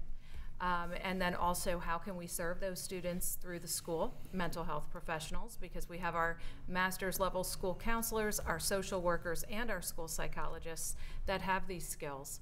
And then if the parent and the school have a concern for some outside therapeutic services, we also have ways to help parents navigate their insurance or navigate to a provider. In addition, we also have referral pathways for them if they don't really know where they would like to go. We have some agencies that they can choose to go there, and we share information with their permission to get that started. When a student is Baker acted and sent to Salus Care, what is the cost factor there? I know you said you have allocations through mental health and the memorandum, understanding with Salus Care. So is there any cost to the parent, or is it all taken care of through this memorandum? Salus Care is our only community agency that has a crisis stabilization unit. So they cover the cost of emergent care for involuntary assessments, and also if parents take their child to a crisis stabilization unit or the CSU at Salus Care, they cover that as part of their community behavioral health. It's the services that they recommend the family engage in after the crisis has been resolved. The student has been seen by the psychiatrist and other medical professionals, and Salus Care is ready to release the family. That's when they have the follow-up recommendations, and families can choose to engage with them or with an alternate provider. And that's where they talk about insurance, Medicaid, and also if they do engage with some of the agencies, they do have some funding to offset that cost, Salus Care being one of them. Because if a family does not have insurance, what happens? The child comes out and then the potential is without follow-up care, they go back again. Is that true? And in some cases, we're able to support the student through our school-based staff as well. So not all students require a therapeutic level of care, although safe to say we probably want to engage in that follow-up care if they're at such a point that they're Baker acted. In that case, part of our allocation invested in additional social workers as navigators between school, agency, and family to make sure that we're also touch pointing with that family to ask them, where are your barriers? How can we help you? Have you tried to apply and could you qualify for Florida Kid Care? There are some resources that parents may be unaware of that our school social workers can help them connect with. And our school mental health teams will connect with the agencies directly if the parent signed the releases to help work as a team on wraparound services. In answer to, I think, what your initial question is our allocation sufficient to cover the cost of community health care or mental health care for our students? And unfortunately, it's insufficient. Right. Mrs. Vaughn? Yes. In talking about students of concern, typically a teacher will be the first line of defense. And I know I taught high school English for many years, and lots of times these turn up in the writings that the students do. So let's just say I'm teaching English at a high school, and there have been a couple short essays that have been turned in by a student, and they're disturbing to me in the subject matter. What would that look like? How, because one of the things is that, of course, teachers are having larger and larger classes, and sometimes teachers might say, oh, this is so cumbersome, or so what would be the steps for a teacher in that position? I'm glad you asked that question, because the training that we are offering, that the Department of Education selected for all school staff, is Youth Mental Health First Aid. And they have been changing the logistics of how this will be offered and offering other opportunities for teachers to engage in this training. We have an in-person format right now, and it trains teachers and support staff how to identify typical or atypical aspects of adolescent development, and now they are actually including the K-5 continuum in this newest iteration of the training. So really, in all of our student development, what is typical, what could be atypical, and then how would you approach a student about your concerns? It's an acronym they follow. It's approaching the student, assessing the student for could they be in crisis mode, or are they right now stable and it's a good time to have the conversation, listening non-judgmentally, and giving them reassurance and information, and then connecting them to professionals in the building, such as their school counselor, for further action and support. So that training is rolling out this year. We have many years ahead of us. This is why the Department of Education has sought to also expedite the format of that training while holding true to the fidelity of what teachers need to learn. And in the meantime, or even if a teacher has been trained in youth mental health first aid, or a bus driver or other staff member, if they feel like this might be outside of where they really feel comfortable going, then we they're trained to refer students to the school counselor and school social worker, school psychologist. They have those 3 individuals in the building that are the trained mental health professionals that will then take that conversation and dig deeper with the student, engage the family, and meet as a mental health team to start connecting resources and support for the student. So it would be expedited, it would be a, not a cumbersome process for the teacher. Correct. To go through this. Correct. Because I think that sometimes with workloads, if teachers are kind of, well, maybe not, but yeah, I'd rather be safe than sorry. Yes. And so I'm glad to hear it can be expedited without reams of paperwork. So here's what it can be. We do have a referral form teachers can complete. Parents may as well, and their forms are a bit different. But we really wanted even a stop by the office or a quick phone call, can you see this student? We want it to be, we don't want it to be cumbersome. We want it to be swift, and that the services or the next layer of conversation can happen. Teachers are our eyes and ears. You're absolutely correct. Okay, thank you. Ms. Jordan has a quick comment. Could you please tell me, you said offering, so it's not mandatory? They can opt to take this training or not take it, correct? Good question. It is mandatory per state statute. What we lack right now, because it's 30 individuals at a time with 2 co-trainers in-person format, while the Department of Education is working on other options, but they're not quite ready yet to deploy that. There's no date, like due date on that. We're doing it as quickly as we can. So right now we're saying offering because we also know teachers would need to engage outside of school hours until these other formats are offered or on teacher in-service day. And there is payment available, but we're trying to really offer it, and then by next year we should have all the other formats so teachers can choose which way they'd like to engage that fits their schedule. Mandatory, but there will be some flexibility on delivery models. No due date right now. All right, yes. sounds good. Any other comments or questions about mental health resourcing? I just wanted to ask Ms. Brooks, to your knowledge, with the increase in requirements for social workers, et cetera, how many schools actually have, in addition to a full-time school counselor, a full-time school social worker and psychologist on site? Each of our high schools has a full-time social worker. Middle schools gained additional days. However, the social worker is not yet full-time unless there is other funding, such as some Title I funding involved. Our school psychologists, we added 4 positions. We are still seeking to fill those positions at this time. We're encouraged, according to Amy Clark, that we will have those staffed leaning into next year. Good. So, Thank you. Okay. All right, thank you. We're going to move on to the next item, and that was a very important conversation, I know that. So let's look at active assailant response policies. So we talked about training, that we do have that in progress, along with in partnership with our law enforcement partners.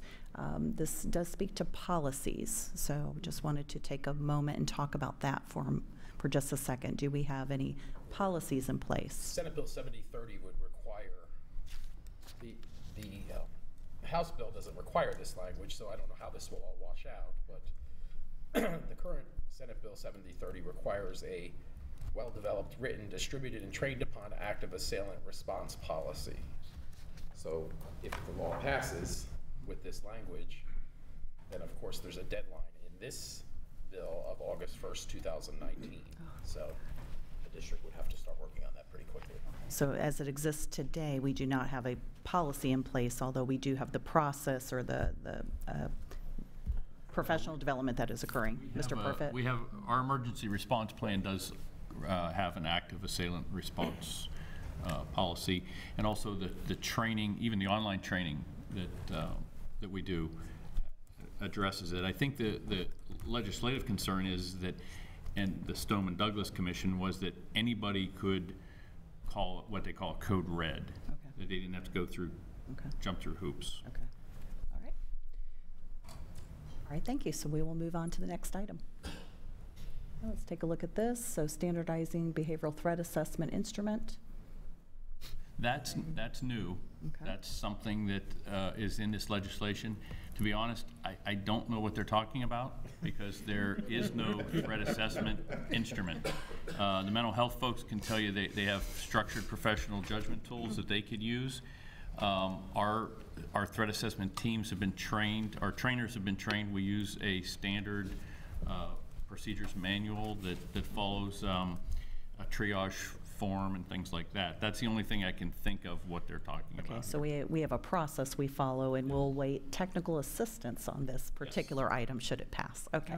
We'll move on to our next item, or is that it, Ms. Bishop? And I think that's it. Okay, And we fantastic. actually, thank you. We have about 10 minutes, and I think we would be remiss in a discussion about safety and security to not talk about some of the things that are on the table right now. And Superintendent, could you maybe mention the collaboration that you had with the sheriff about the bus situation? Yeah, both the, we've actually been in contact with two of our agencies and municipalities relative to this bus stop issue.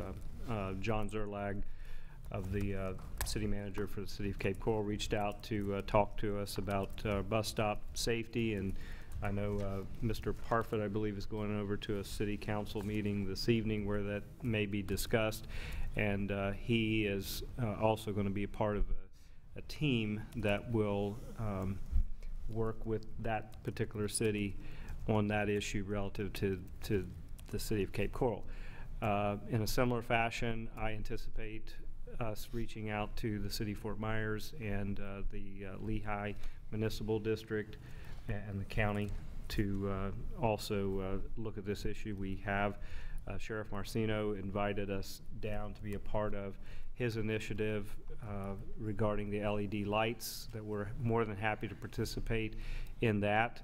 But I think also, you know, I think county-wide, we have to really work within our different cities and municipalities to try to address this issue more broadly. And that's when you talk about safe walking, whether it's, you know, sidewalks or you know, safer bus stop areas. I mean, this is something that I think is going to be a collaborative effort moving forward. So that's where we are right now today, Madam Chair, and I anticipate you know, as we continue to move forward, updating the board and hoping to make some real significant progress as we move into next year. And we have, I have to say, I know I have as a board member received quite a few emails and suggestions that are actually wonderful suggestions from the community, which brings to mind that we have to involve everyone in this, that, you know, this collaboration does not have all the answers, neither does, you know, one group here and there, but we have to do it together and never overlook a potential idea or thought that could save a life. So, Madam Chair. Yes. So before we end, because we are coming up, Yes. I'd like to get some consensus from the board regarding our activities this week. First, as part of our legislative priorities as they exist, as they were adopted by the prior board, is advocating for full funding of school resource officers based on the discussion today. Do you feel comfortable going forward with that in Tallahassee this week? Thumbs up, thumbs down, or can live with it? Yes. Okay, and then my next question is, what do we do about arming teachers? I understand from what Ms. Green said that this is a tiny little piece of the legislation, but it's also the piece of legislation that is most concerning to our teachers and our families. So I feel like we as a board need to take some kind of, make some kind of a public statement. What do we do? Do we make a proclamation? Do we, what official thing would a board do? Official thing a board would do would pass a resolution. Okay. So is there a comfort level here with directing the board attorney to draft a resolution stating that there is no appetite in the Lee County School District today to arm teachers, to give our teachers and our public some, you know, obviously based on the advice of law enforcement professionals and experts. Right. And then also she did mention too that most of the comments in the legislation so far have been to that same regard. So we would, join the rest of the. Correct. Of the state that's doing that. Ms. Fisher? And I don't know if we can qualify that a little bit, but the feedback that I've received for months from teachers is. They'll leave. that- Yeah, they do not wish to be armed, that's not what they're there for. And feel it would be a danger and a distraction. And I think 2 years ago, didn't Talc come to us with a, Yes. Yes. saying the same thing? So we're just sort of making it official from our perspective. And I think that will give comfort to families, because the feedback I'm getting is, as a teacher, I'll quit, and as a family or a parent, I will pull my children out of the schools. So I feel like this is a statement from us saying, we're representing your concerns. Can I have thumbs up, thumbs down, or can live with it there? Can I ask for some additional guidance? Please. Is this only arming instructional staff, teachers, versus the Guardian program? Which is someone else. Someone else, potentially. I think that. So when I write this for you all. Is it fair, as a board, based on, again, the advice we've gotten today, that there's only an appetite right now to arm law enforcement professionals, law enforcement officers, not just professionals, law enforcement officers? Is there consensus on that? Please. I think if we say it that way. I would like to know if our friends, the law enforcement, would join us in this resolution. If I could, they're governed by separate bodies. Right. That would, Well, you still believe the resolution would have to go to their bodies that govern them, but, yeah. But I would still like for them to say, yes, you do agree with us. I mean, you do not see us arming teachers, correct? I think we all, Right. we all opposed it. Okay, I guess the Sheriff Marcino's not here, but me as an undersheriff, I oppose it for the reasons I gave prior. We don't know what the training factor is gonna be, we don't know where the weapon's gonna be stored, so on and so forth, so. We're just all on the same page. Yeah, we're on the same page, and we all like that SRO program. I think if it's worded generically that we are stating only law enforcement officers would be armed, it would kind of then keep us out of saying, don't arm teachers, but it would be that specific group. But I think that's what the public needs to hear. I think the public needs to hear us say, we are not going to arm teachers. I agree. We get asked a question often. Our SROs get asked a question often. Commander Miller gets asked a question. They all have the same answer. No. Right. Okay. Do you have what you need? And did we get consensus? We did. Yes. Okay. So are there any other closing comments from our guests, first of all, as to any of these items, or safety and security, or anything else you'd like to bring up? The only thing the LED lights that Dr. Atkins and the sheriff and the chiefs are working on right now, we're very concerned about the path that's traveled to the bus stop. We keep hearing all the ideas of the kids sitting at a bus stop, providing lighting, sidewalks, so on and so forth. But these paths with the daylight savings time, and it getting improved, I think, all the way up through, I think they're talking about making that permanent, if I'm not mistaken. Yes. That means the bus stops are gonna be darker all year long if that passes, which is a concern of ours. So hopefully, with the city of Cape Coral, where, I'm from, born and raised, hopefully we get in some other areas of Lehigh and some areas of Bonita, hopefully we're heading in the right direction, but the path to the bus stop is very concerning. It's critical. Yeah. Yes. Yeah, I had a question earlier, excuse me, and maybe Dr. Atkins can answer this. What is the state requirement? I know you just have to have like a shoulder to walk on, but it's X number of feet, like, is it 5, 10? What is the state requirement? Do you know? Not off the top of my head.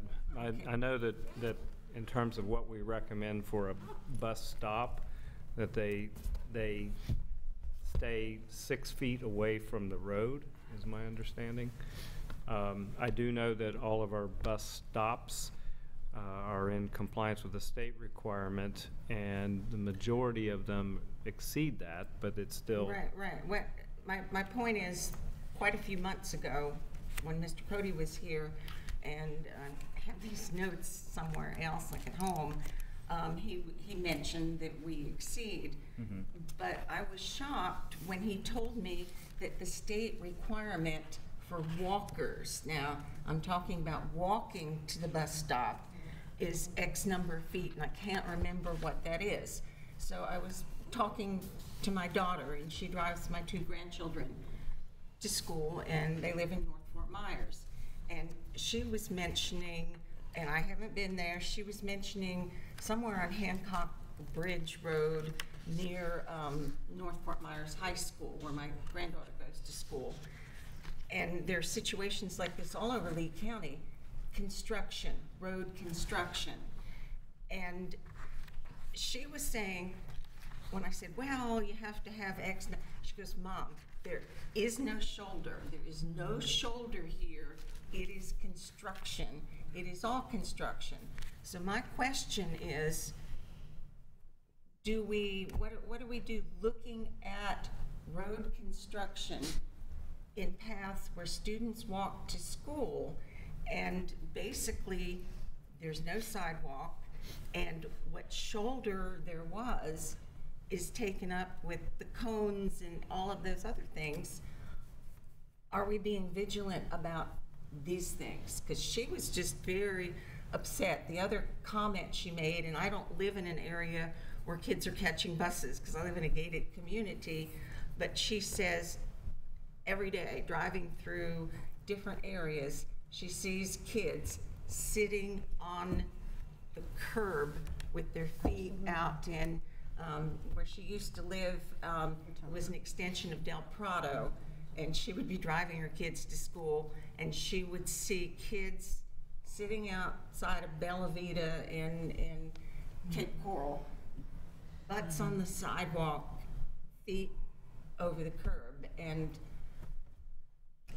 I think too that's. So anyway, first the thing about the construction, what are we doing on that to ensure that there is, in every construction zone, a path for kids to get through? There's a traffic safety, a county traffic safety that deals with that, and it involves the municipalities and law enforcement and even the school district. So they set up, in that case, for example, in North Fort Myers, they set up an alternate route. Basically, they're crossing them across the street and coming up the opposite lane, rather than where they're putting the drainage and whatnot in that area. Is paying attention to that? That's part of the problem too. They have to go around. Right. You know the kids are not going to go around. Right. And I know there's crossing guards at some of those locations as well, that help that, but we're always going to have that concern, as you mentioned, sitting on the curbs. As our zone security managers go around, they might need to be inspecting those things. They do, and they're involved in those meetings with the traffic safety when they talk about rerouting. But what I'm concerned about is, come on, we all know kids. Right. And if there's a short route, even if it's dangerous, right, they're gonna cut through. And I hate to cut off this conversation. No, I'm sorry, we're over time, and I want to be respectful for our guests that have come. Chief Diggs, did you have any final closing remarks? Okay. And I'm good. Okay. All right, and thank you so much for everyone. We will get back with you with the results of our meeting, and hopefully this will be the beginning of the continuance of a great collaboration to keep our kids safe in Lee County. Thank you so much, everyone. Thank you. Sure. Really appreciate it. Yep, thank you.